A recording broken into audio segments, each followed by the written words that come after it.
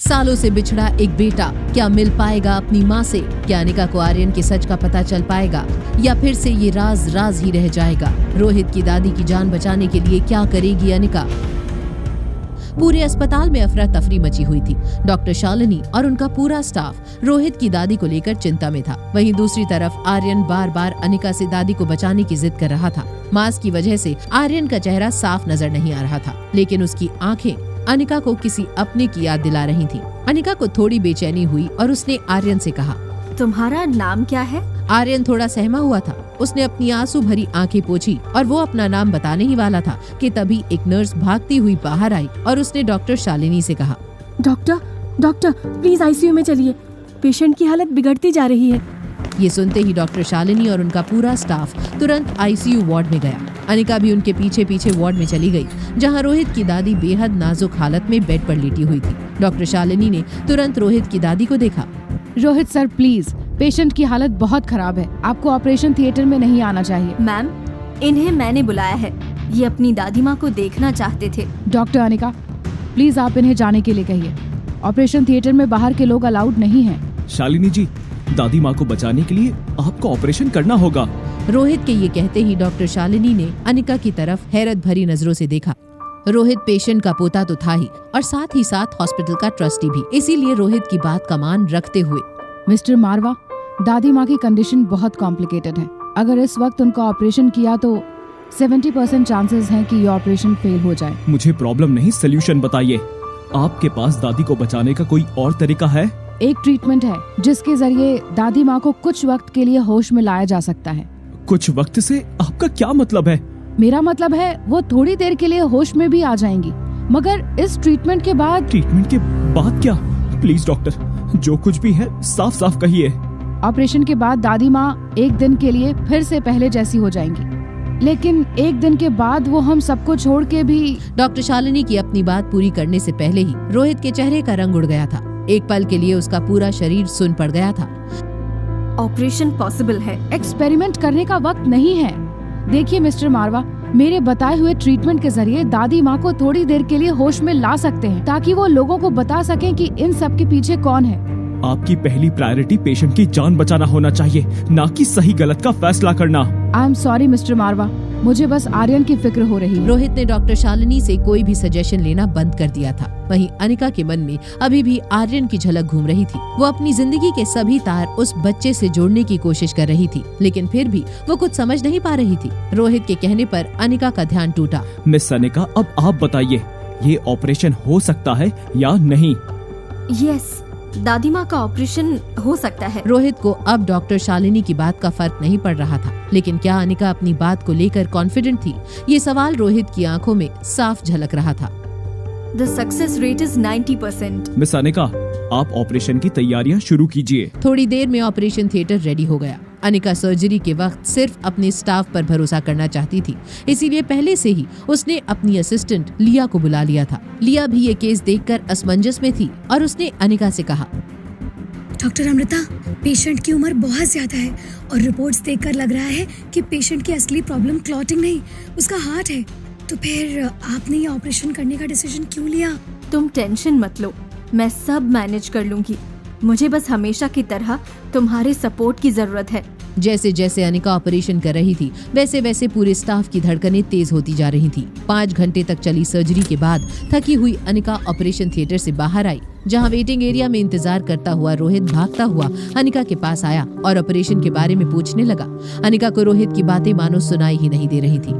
उसके कानों में तो बस आर्यन की आवाज गूंज रही थी। कुछ देर बाद रोहित ने अनिका को झकझोरते हुए फिर से कहा, मिस अनिका, मैं कब से दादी के ऑपरेशन के बारे में पूछ रहा हूँ। कैसी है मेरी दादी? ऑपरेशन से पहले कॉरिडोर में जो बच्चा मेरे पास आया था, क्या वो आपका बेटा है? मिस्टर मारवा, मैं आपके बेटे से मिलना चाहती हूँ। कहाँ है वो? आर्यन ऑपरेशन खत्म होने का इंतजार करते करते सो गया था, तो मैंने उसे घर भेज दिया। दादी माँ कैसी हैं डॉक्टर? ऑपरेशन सक्सेसफुल रहा मिस्टर मारवा। अब पेशेंट को होश आने के बाद ही हम आगे का बता पाएंगे। रात बहुत हो गई है। If you don't mind, can I drop you home? No thank you mister Marwah, Anjali मामी ने गाड़ी भेजी है, मैं चली जाऊंगी। जब से अनिका ने रोहित की दादी का केस संभाला है, तब से रोहित के दिल में अनिका ने एक छोटी सी जगह बना ली थी। इतने बड़े ऑपरेशन के बाद जब अनिका अपने घर अकेले जा रही थी, ये उसे ठीक नहीं लगा। इसीलिए रोहित अनिका के पीछे गया। तब अनिका ने फोन निकालकर राजलक्ष्मी को कॉल किया। रोहित उसे छुप कर सुन रहा था। Hi Lakshmi, I need your help. मुझे रोहित मारवा के बेटे के बारे में सारी जानकारी चाहिए, वो भी जल्द से जल्द। ये सारी बातें सुनकर रोहित सोच में पड़ गया।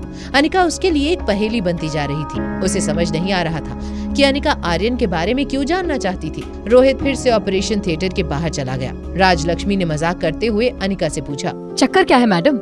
आखिरकार रोहित मारवा पर नजर पड़ ही गई आपकी? हाँ शट अप लक्ष्मी। अनिका, मैं तुम्हें इतने सालों से जानती हूँ, लड़कों के बारे में पूछना तो छोड़ो, तुम तो किसी को देखती भी नहीं। Now tell me, is he handsome? Handsome तो है। ओहो, बात इतनी आगे बढ़ चुकी है। तो डेट के लिए पहले तुम पूछोगे या उनके ही पूछने का वेट करोगी? लक्ष्मी, मैंने जो काम बोला है वो कल तक हो जाना चाहिए और सारी इन्फॉर्मेशन मुझे ईमेल कर देना। एंड वन मोर थिंग, अपने दिमाग के घोड़े को थोड़ा कम दौड़ाओ, ओके? अंजलि मामी की भेजी कार में अनिका बैठते ही सो गई। मल्होत्रा मैंशन के बाहर पहुंचते ही जैसे ही अनिका को ड्राइवर ने नींद से उठाया, एक नौकर ने कार का गेट खोला और अनिका कार से उतर गई। अनिका को मल्होत्रा मैंशन में एंटर करते ही लगा कि सब वहां उसका पहले से ही इंतजार कर रहे थे। तभी व्हील चेयर पर बैठी एक ओल्ड लेडी ने कहा, अंजलि, अनिका आ गई क्या? जी मम्मी जी, अनिका आ गई है। व्हील चेयर पर बैठी ओल्ड लेडी देख नहीं सकती थी, लेकिन वो अनिका के आने से बहुत खुश थी। एक तरफ अंजलि मामी उनका हाथ पकड़कर बैठी थी, तो दूसरी तरफ एकदम अंजलि मामी जैसी दिखने वाली उनकी 20 साल की बेटी श्वेता खड़ी थी। दादी माँ के चेहरे पर खुशी देखकर उसने कहा, दादी माँ, अनिका एकदम स्वाति बुआ जैसी लगती है। ऐसा लग रहा है कि वो तस्वीर से बाहर आ गई हो। जैसे तुम तो पहले बुआ से मिल चुके हो, है ना श्वेता? क्या फर्क पड़ता है अगर मैं स्वाति बुआ से नहीं मिली मम्मा? मैं श्योर हूँ अगर आज बुआ होती तो सब कंफ्यूज्ड हो जाते, स्वाति बुआ और अनिका को एक साथ देखकर। अनिका को समझ नहीं आ रहा था कि वो कैसे रिएक्ट करे। जिस गुलेरिया परिवार में अनिका ने अपना बचपन बिताया था, वहाँ उसे वो प्यार कभी नसीब नहीं हुआ। अनिका नानी माँ के पास जाकर बैठ गई। नानी माँ ने अनिका के सर पर हाथ फेरते हुए आशीर्वाद दिया। नानी माँ का हाथ पड़ते ही अनिका की दिन की सारी थकन जैसे गायब हो गई थी। अनिका खुशी से रोने ही वाली थी, तभी श्वेता ने कहा, दादी माँ, जिस बेटी के लिए आप इतने सालों से तड़प रही थी वो आ ही गई। बेटा, इतने साल अकेले कैसे गुजारे तुमने? मैं सोच भी नहीं सकती क्या बीती होगी तुम पर। ये लाचार बुढ़िया कुछ कर भी नहीं पाई तुम्हारे लिए। नानी माँ, सब ठीक था और अब आप लोग मिल गए हो तो सब अच्छा होगा। बहुत रात हो गई है बेटा, तुम बहुत थक गई होगी। चलो मैं तुम्हें रूम में ले चलती हूँ। श्वेता, तुम भी मम्मी जी को रूम में ले जाओ। श्वेता नानी माँ को कमरे में ले जाने लगी। अनिका का मन अभी नानी माँ के प्यार से भरा नहीं था और उसे और बातें करने का मन था। नानी माँ के जाते ही अंजलि मामी भी अनिका को रूम में लेकर चली गई। वहाँ पहुँचते ही अंजलि मामी ने लाइट ऑन करते हुए कहा, ये तुम्हारी माँ का रूम था, जैसा वो छोड़कर गई थी बिल्कुल वैसा ही है। मुझे लगा तुम यहाँ रहोगी तो तुम्हें अच्छा लगेगा। थैंक यू मामी। रिया बहुत प्यारी बच्ची है, जब से आई है सब उसके साथ बातें करते हैं और खेलते हैं। थोड़ी देर पहले ही मैंने रिया को सुला दिया, तुम थक गई होंगी ना? गुड नाइट बेटा। अंजलि मामी के जाते ही अनिका रिया के पास लेट गई। थोड़ी देर बाद उसको एक कॉल आया। अनिका को लगा इतनी रात में कौन हो सकता है। उसने धुंधली आंखों से फोन में देखने की कोशिश की, लेकिन जब उसने टाइम देखा उसके होश उड़ गए। सुबह के 9 बज चुके थे कि तभी बाहर से गेट पर अंजलि मामी के नॉक करने की आवाज आई। अनिका, अनिका गेट खोलो बेटा, हॉस्पिटल से कॉल आया है। रोहित की दादी को लेकर इमरजेंसी है, तुम्हें तुरंत बुलाया गया है। लेकिन अचानक कैसे हुआ क्या मामी? बेटा, रोहित का फोन आया था। वो दादी माँ की तबीयत को लेकर टेंशन में लग रहा था और तुमसे बात करना चाहता है। अनिका को भी टेंशन हो गई कि कहीं हॉस्पिटल में किसी ने दादी माँ को कोई गलत मेडिकेशन या ट्रीटमेंट तो नहीं दे दिया। तभी उसके फोन की घंटी बजी। मिस अनिका, दादी माँ को अब तक होश नहीं आया। You have to do something fast. कहीं दादी माँ को। Please calm down mister Rohit, I am sorry, लेकिन मुझे ये बात आपको कल ही बता देनी चाहिए थी। ऑपरेशन के टाइम दादी माँ का शरीर बहुत कमजोर था, इसलिए उनको होश आने में कम से कम 3 से 4 दिन लग जाएंगे। ओह, क्या इस बात की वजह से आपकी फैमिली वालों ने आपसे कुछ कहा? आई मीन आप टेंशन मत लीजिए, बड़ी फैमिलीज में ऐसा हो जाता है। क्या आप दादी माँ को देखने कल आ सकते हैं? क्या आपका बेटा भी हॉस्पिटल में है? नहीं, मगर आप ये क्यों पूछ रही हैं? कुछ नहीं, बस ऐसे ही।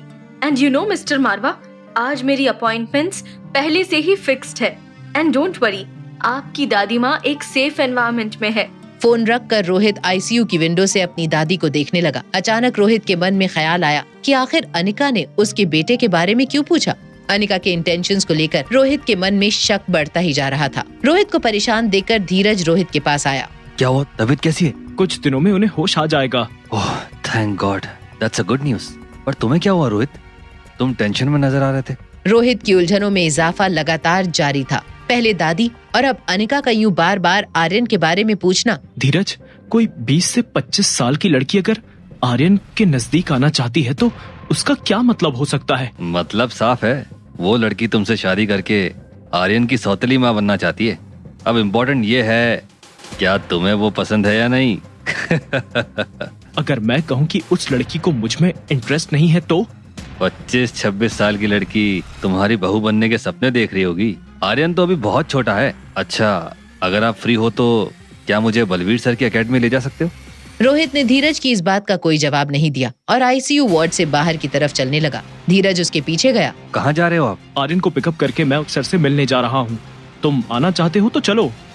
रोहित जैसे ही बलबीर सर से मिलने के लिए निकला, वहीं मल्होत्रा हाउस में अनिका ने जब अपने लैपटॉप को खोला तो सबसे पहले उसकी नजर राजलक्ष्मी के ईमेल पर गई। मैंने अपने बॉयफ्रेंड से कहकर मिस्टर मारवा का कंप्यूटर हैक करवा लिया है। इस मेल में एक डॉक्यूमेंट है जिसमें मिस्टर रोहित मारवा की बचपन से लेकर आज तक की लाइफ की सारी इन्फॉर्मेशन है। मगर एक बात बहुत सरप्राइजिंग है कि उनके बेटे के बारे में कोई इन्फॉर्मेशन मौजूद नहीं थी। राजलक्ष्मी का मैसेज पढ़कर अनिका निराश हो गई थी। अनिका ये जानना चाहती थी कि जब मिस्टर रोहित मारवा की शादी ही नहीं हुई थी तो फिर आर्यन उनका बेटा कैसे हो सकता था। तभी रिया हाथ में एक बॉल लेकर बेडरूम में आई। मम्मा, नीचे क्यों नहीं आती? और तुमने मुझे कहा था ना कि आज मुझे बलवीर अंकल से मिलाने ले जाने वाली हो। बहुत मजा आएगा, मैं भी मार्शल आर्ट सीखूंगी। ये रिया के इस एक्साइटमेंट को देखकर अनिका ने फौरन अपना फोन चेक किया तो देखा कि बलवीर सर के 10 मैसेजेस आए हुए थे। अनिका ने उसी वक्त बलवीर सर को वीडियो कॉल किया।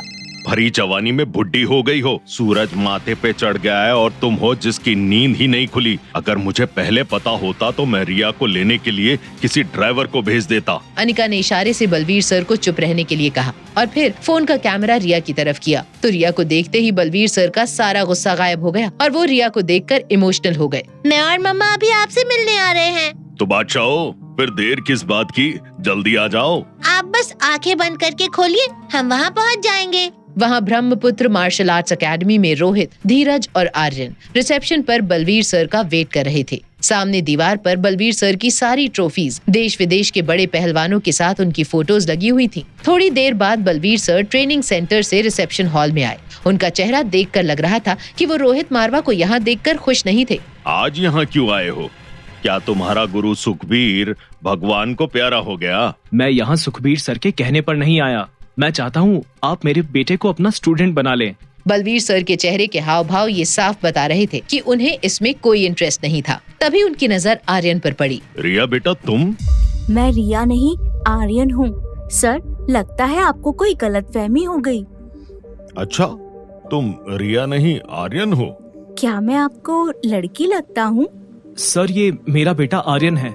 मैं चाहता हूँ कि आप इसे मार्शल आर्ट सिखाएं। क्या सच में ये तुम्हारा बेटा है? हाँ, आर्यन मारवा मेरा बेटा है। लेकिन आप ऐसे क्यों पूछ रहे हो?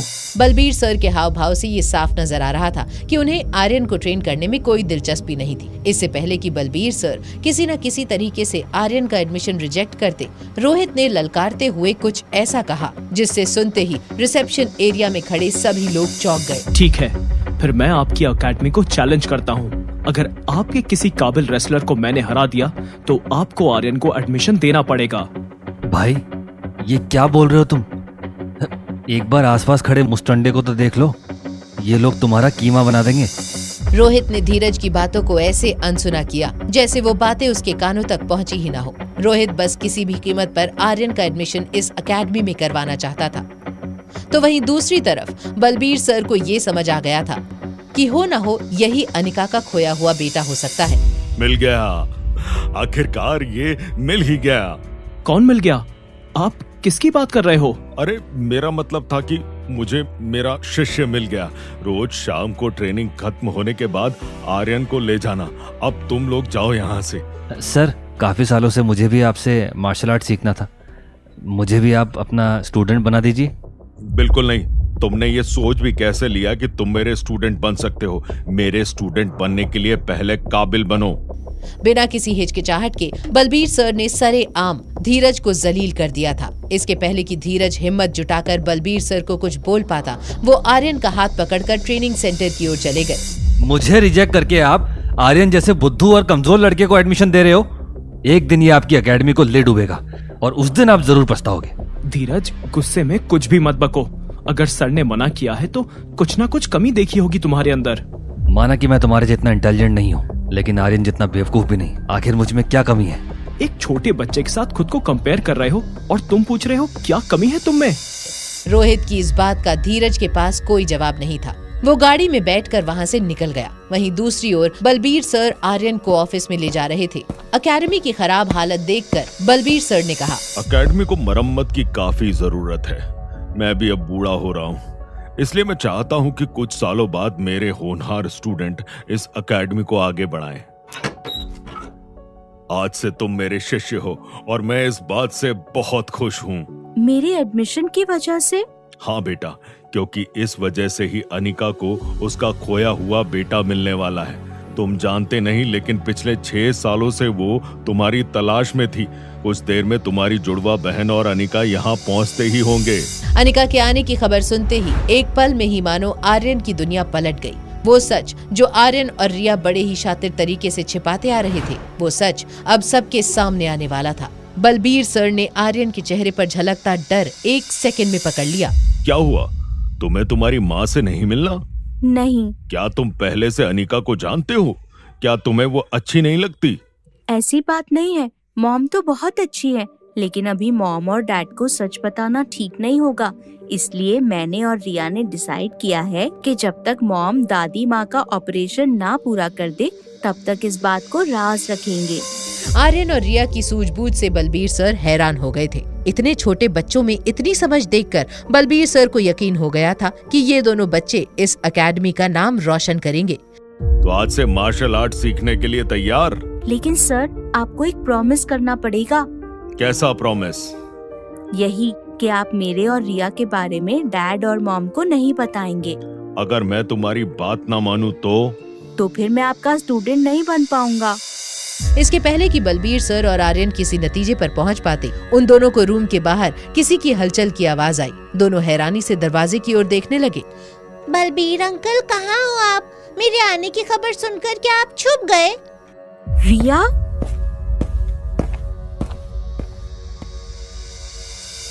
क्या बलबीर सर बनेंगे आर्यन और अनिका के मिलने की वजह? ये चौंका देने वाले सच का सामना आखिर कैसे करेंगे रोहित और अनिका?